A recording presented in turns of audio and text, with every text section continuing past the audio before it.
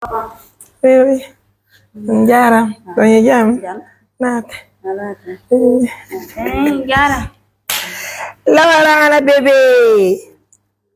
Ayo te Jam. Yalla. Jam tout.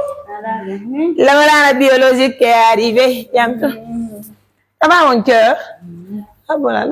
Ok, ok. Ok. Lawarana jàppalanka. Daniel. Bon bébé.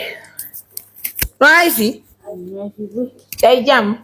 Andari mi ala do la e Accra. Kono mi yow tim fan mana borgol. Comment mi voyage mi ñew mi ya Dakar mi makoy koto. Mais ya me wada fête de fin d'année on tombe ngarta me wada une semaine. On peut faire ça. On va le faire inchallah. Et y aller Dakar. Asusa jago ka avion. So pido. Inda de ko maranta mai, na ko do mai da marane honno. On inda marane. Mana honno? Kon na inda la téléphone mi marane. Jeji wasa. Honno. Hali. Halo. Ayonton. Hali honno. Kon ni la amaro. Iya dan. Sono la. Sono maka. Abang maka.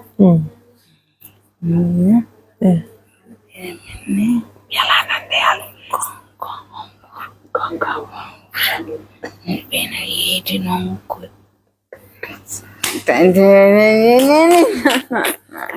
Wayoy. La warana bi dawul la ba bébé. Ay bi lekki non. Non. Alhamdulillah. Elle va repartir aussi le mardi, Inch'Allah. De moi-même, je n'étais pas là. Vous savez, c'est pas une chose qui est facile, mais on tient bon, Alhamdulillah. Donc, donnez-moi ça. Adi ko marani mako.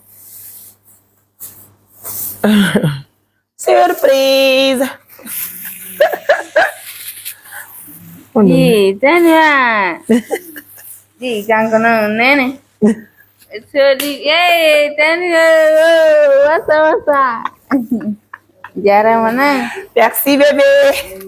Wasa. Ana bo ekamu indale no mabire di jaba kolen kade. Na borana. Ana boray. Je t'aime na. Donc musibe on a me suivre de tiens. Tiens-moi ça une vidéo. Voilà.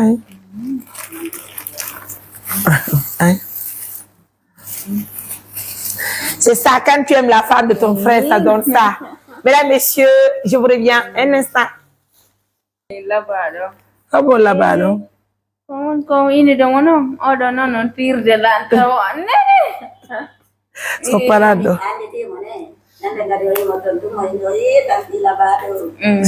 Bukan. Kero orang kan. Nene. Hala wulda ma. Sobe, angara wulda lang. Bang mari wari arde roka. Ninte. Heka. Oyanda ko no butika. Ya, ndo fok barmuno. Savale. Ndo kari ko nganga. Avale na. Omorti mo enetanti. Allez mes amours, ça fait plaisir. En tout cas, grand merci à nos millions de partenaires. Merci à tout le monde. Assistance humanitaire d'urgence reste toujours auprès des personnes vulnérables, auprès des personnes qui sont dans le besoin.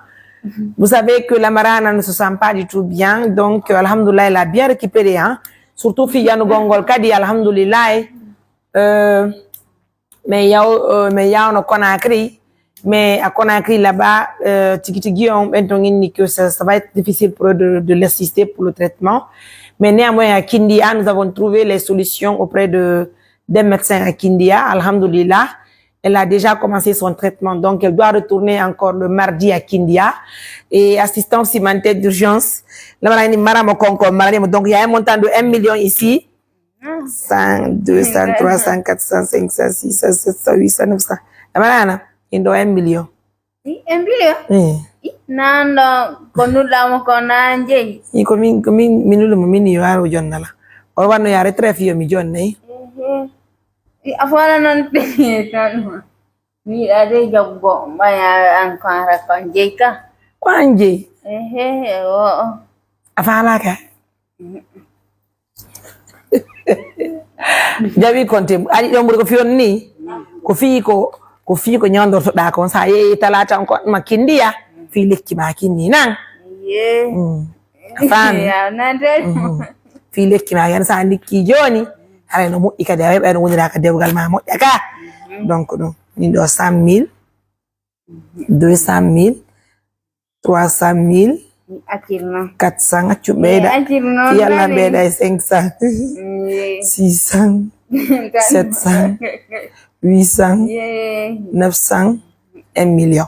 Mesdames, Messieurs, je viens de recevoir un montant de 2 millions de la part de Solidarité Mariam Touré basée aux États-Unis d'Amérique.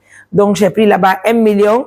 Fi haray ɓayla marano fokkiti kadi ɓeydu ɗaɓɓugo kadi lecci kin fayntin kanko yumma makko hara o 1 million ɗo jonnanayi menene ko Solidarité Mariam Touré wontirɓe Amérique woni ko hewtini men mbuuɗi ɓe anni meɗen yaade mission ɗe balɗe Fouta telma ka meɗen dalaba ɓen yo men sodo ɗum ɗon maaro koɗo ko yani no firta ko saati donc ɗo mi ɗetti 1 million mi watti ɗo fiyo nene yoɓoro ɗin ɗon hara so yewti ka médecin jon o wawa sodde lekki kin haron kadi nani a weltike non a weltike non duwanola duwanola Dona bismillah na. Cara mana? Duwano. Ini ala ko ran bobo ka. Ala ko re bobo nan. Amin. E on don kan. Ala pai ko bui ka. Pai ko bui. Oyo, ça fait plaisir. Hein?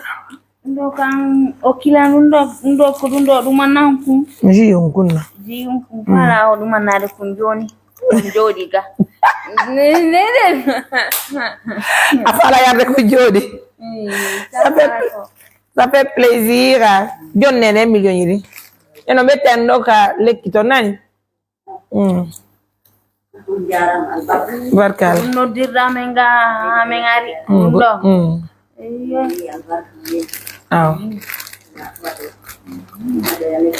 Amin ya Rabbi. Amin ya Rabbi. Allah amin. Allah be jawdi ni nani. Allah partenaire men kadi danko be buri ni me wawa ta golla barana bébé. Ça fait plaisir mesdames messieurs. L'onola. L'onola. Tudo do. Waɗo kaka ɗo he bijou ko ɗo watte bijou ko ɗo waɗɗo bijou ko bijou bino ma waɗ bijou ene habbi mi Allah ma har miɗo wulɗama anga wulɗaka lan hari na wulɗa de nan amiji no fiyan moƴƴa miji ke moƴƴa je La banane bébé, mesdames, messieurs, c'est elle qui est là, elle s'est rétablie, alhamdoulilah. Elle doit encore aller à Kindia le mardi si tout va bien. Donc, les fans de la varane de Kindia, je vous apprends que la varane doit aller le mardi à Kindia, certainement. Elle va aller avec moi, je sais pas trop, hein. Donc, il se peut qu'elle voyage avec moi ou bien avec un autre membre de l'ONG. Ça dépendra, Inch'Allah.